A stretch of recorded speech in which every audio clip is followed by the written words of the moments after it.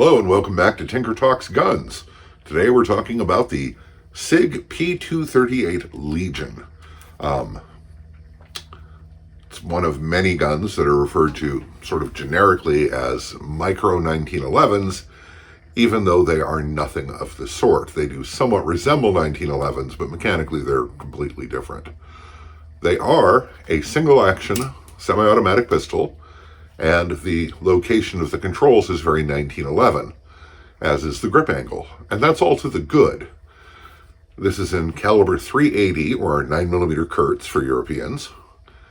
And it's quite a pleasant little gun to shoot. It's very accurate. And in Legion form, it comes very well equipped. I put 50 rounds through this today, but it's my wife's gun. It's had hundreds of rounds through it. And it has never malfunctioned, although I did get one light primer strike with crappy ammo. But that's no reflection on the gun. So, let's go straight to the tabletop and have a look. The Sig P238 is quite a petite little thing. It's 5.5 inches long, 4.3 inches tall, and while they say it is 1.1 inches thick, I am pretty sure that that is across the ambidextrous grip safety, because it looks thinner than that. The controls, or you can see, are quite sticky outy in proper 1911 fashion. They work exactly like 1911 controls, which is all to the good. While this gun is definitely not by mechanical design a 1911, it functions exactly like one pretty much, so that's no bad thing, and it's very easy to transition from the larger gun to this gun.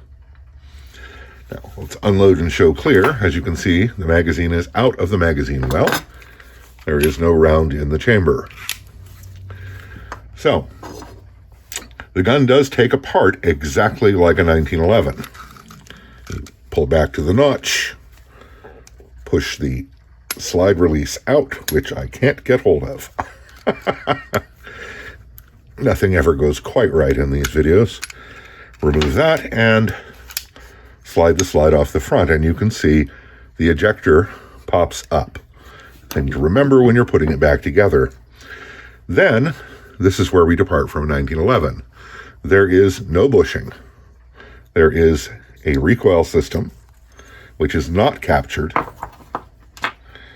It does rather look like a miniature 1911, but this part. And then the barrel, of course, lifts out the back, because with no bushing, it can't go out the front.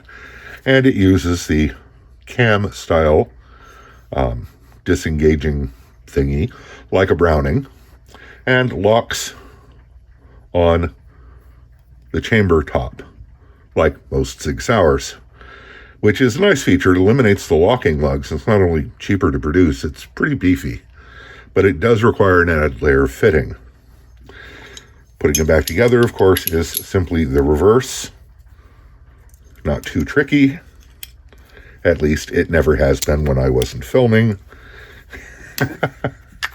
And this is where you have to remember to push to get that centered. Okay, that has to go. That has to be put in the correct way. Knew I couldn't do this without messing it up. And you have to remember to push the spring-loaded ejector down. And Bob's your uncle. He's not, actually. We just tell people that to avoid awkward questions. So you're back and ready to go. The trigger pull is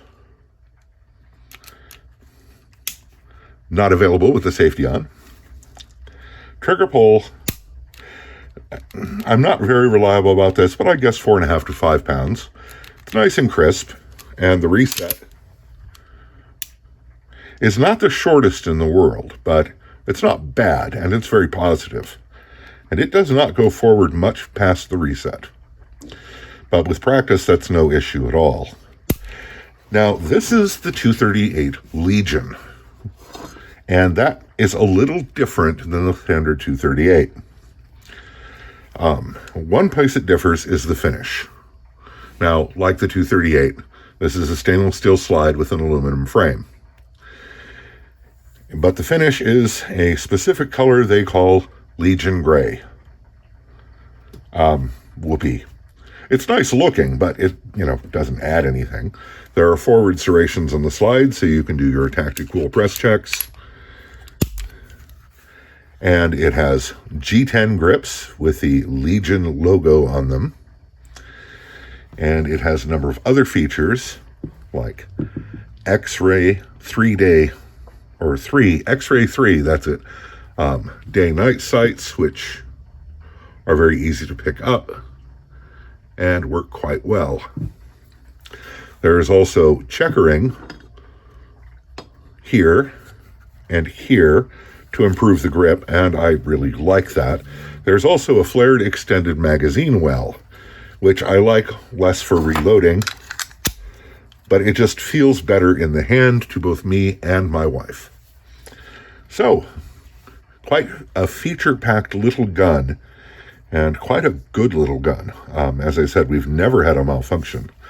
Now the question arises, why would you pick the 238 and 380 ACP when the 938 is available in 9mm and is much more powerful? There's a clue in that description, because a lot of people dove on the 938 when it came out, and many of them fairly quickly wished they'd bought the 238, because in 9mm, these little guns can be a bit, I've heard it characterized anywhere from snappy to brutal. And this is a much softer shooting gun. It's not devoid of recoil, but it does have a locked breech, which does take out the sting that you can sometimes get from straight blowback 380s. And it is very easy, relatively speaking, to pull back the slide to charge it, which can be a factor for some people with weaker or damaged hands. And in fact, if you cock the hammer first, it's extremely easy to pull the slide back. It does lock open on the last shot. It has a 7-round magazine, so you've got 8 rounds, including one in the chamber. And and there's also the special machined aluminum trigger, which has a flat face instead of being just round, which, I don't know, maybe all the cool kids have that. I don't know. It doesn't really make any difference to me on a very short travel single action. So, the Sig P238 Legion also comes with 3 magazines, which is really quite nice, and an ambidextrous safety, which I also favor because sometimes you have to use your left hand and it's just so much better. It is a little difficult to put on and off with my left hand. That honestly may be an issue with my left hand rather than the gun. Certainly right-handed, I have no such issue. So there it is. The Sig P238 that looks like a miniature 1911, but isn't. The P238 Legion and its up-calibered brother, the 938, have been very popular, and it's easy to see why. It's a very nice shooting gun in terms of recoil. It is big enough that even a gorilla like me can get a good grip on it. But it's small enough and flat enough that it's very easy to conceal, and it has the virtues of a single action auto, which is a short, clean, crisp trigger pull and quick reset. It also has the foibles of a single action semi-auto, in which the only sensible way to carry it is cocked and locked with a round in the chamber. That requires rather more training. And if you're new to guns and not willing to put that training time in, or not sure you're willing to put that training time in, that can be a downside.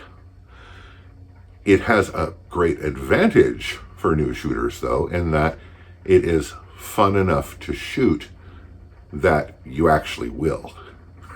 It's not like some of the compact carry guns that can be painful-ish to shoot. And 380 ACP has a very good track record for self-defense shootings. It works for civilians. It works about as well as most other calibers of 380 ACP or above. And in size and weight at 15.5 ounces, it's very comparable to a .38 snub-nose revolver.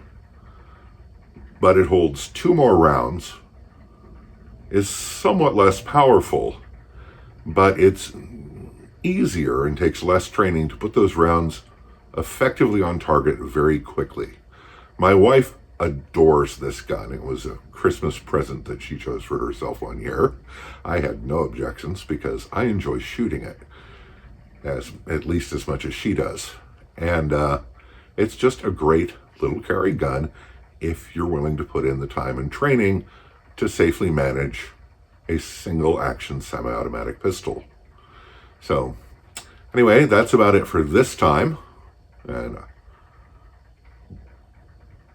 before I say stay safe and take care, I'm going to do a quick channel update. A friend of mine who is a collector has offered up the potential of some of his more unusual guns being featured on this channel, which would be pretty cool. Also, take a look at the blog. I've got some interesting projects in the offing, and that might be of interest, or entertain you, or make you mad as hell. I don't know. But have a look, because there might be some stuff there you'd like. So, stay safe, take care, and we'll see you again real soon.